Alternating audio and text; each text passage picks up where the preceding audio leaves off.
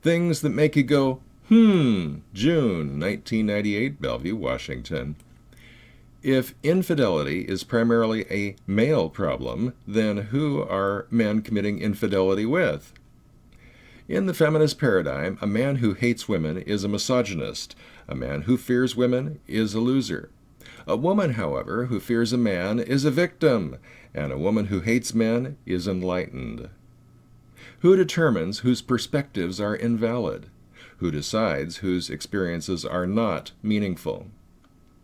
According to anecdotal evidence, the kind feminists base so many of their statistics on, sex between adult women and teenage boys is fairly common.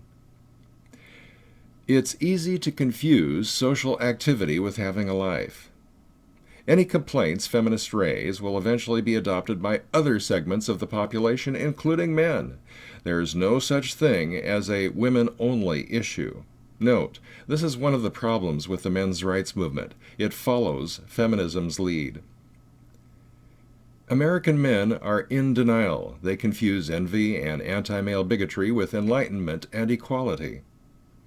Why should the American president apologize to the descendants of the people who sold their countrymen into slavery because some of those slaves were shipped to America? We're not talking about Barack Obama here. We're talking about Bill Clinton. This was 1998. Feminists loudly assert men in general, and white men in particular, are laden with unearned privileges which need to be remedied with level playing field programs such as affirmative action. When called upon to enumerate these privileges, however, they respond instead with a long list of ways in which most women are not privileged. Lacking a privilege does not automatically confer that privilege onto somebody else. Maybe nobody has it.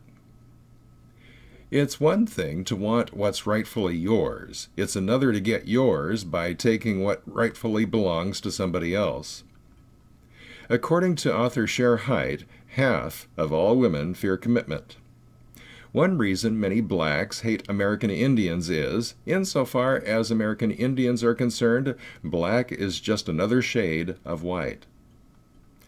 In the feminist paradigm, if a woman takes offense at something a man does or says, it doesn't matter if there was nothing at all sexual about it. It's sexual harassment. Out of fear, many employers agree. If women are so weak and men so powerful, then why do so many employers fear women more than men? Animals learn through experience. Humans have additional means. Those who will not be taught by other than experience need guidance and discipline, not license and empowerment.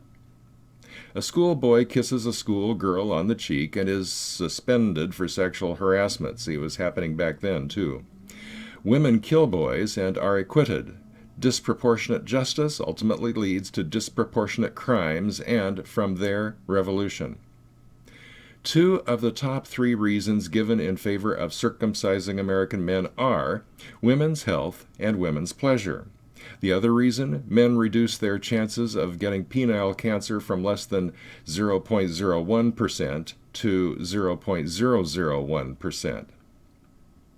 It's acceptable to celebrate a culture's characteristics, but politically incorrect to know, understand, or acknowledge its idiosyncrasies. A few years back, somebody wrote about cads versus dads. Cads are the bad boys girls love to date. Dads are the steady eddies women settle down with once they're finished sowing their wild oats. If a man isn't good enough to date, but good enough to be a dad, should he mind? Feminists take offense if he does. Why shouldn't women sow their wild oats? Men do, feminists say. Correction, cads do, dads don't. Fathers and dads should send a clear message to women and feminists. Date a cad and get pregnant, forget about marrying a dad. Dads do mind. It's their right to mind, and it's right for them to mind. Black and feminist pundits say white men just don't know they have power and privilege because, first, white men experience their power and privilege as normal, and second, don't know the experience of female and black powerlessness. But by the same token, blacks and women experience their power and privilege as normal and don't know the experience of white male powerlessness either. Conservatism isn't fair. It's not enlightened. It's just the accumulation of stuff that works. Societies that adhere to stuff that works survive. Those that don't, won't. Generally, it's the extremes that define stereotypes. Some blacks have a chip on their shoulder about being black. Sometimes it's a response to constantly being challenged by bullies.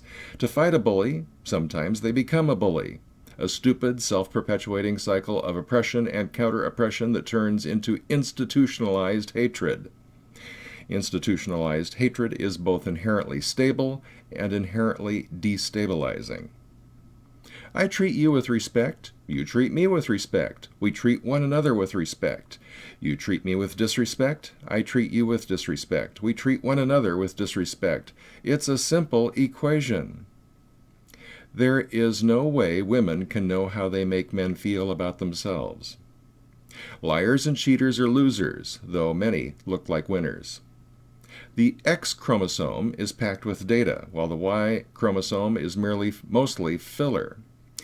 Feminists assert this means men are deficient, but they ignore that although the Y chromosome does indeed contain less data than the X chromosome, it also contains information not found on the X chromosome.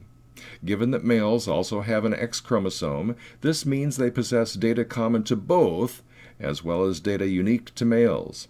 By feminist logic, which is the logic of the sexist bigot, that would make females deficient.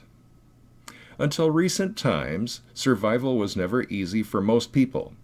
Today, it's very easy for most American women to get survival services from the state and better than survival jobs. Not so easy for American men. Most people choose their friends. Feminists and other hate mongers choose their enemies. Feminists say women should feel free to play the field because some men do.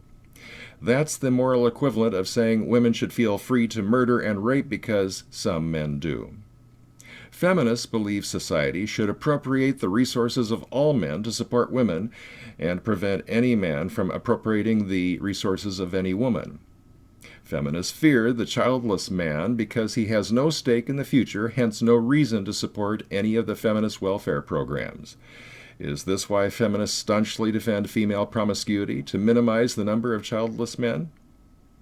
The function of marriage, as conservatives have long asserted and liberal factions of the scientific community are finally confirming, has been to assure every man has a stake in the future so he will support long-term socially constructive goals.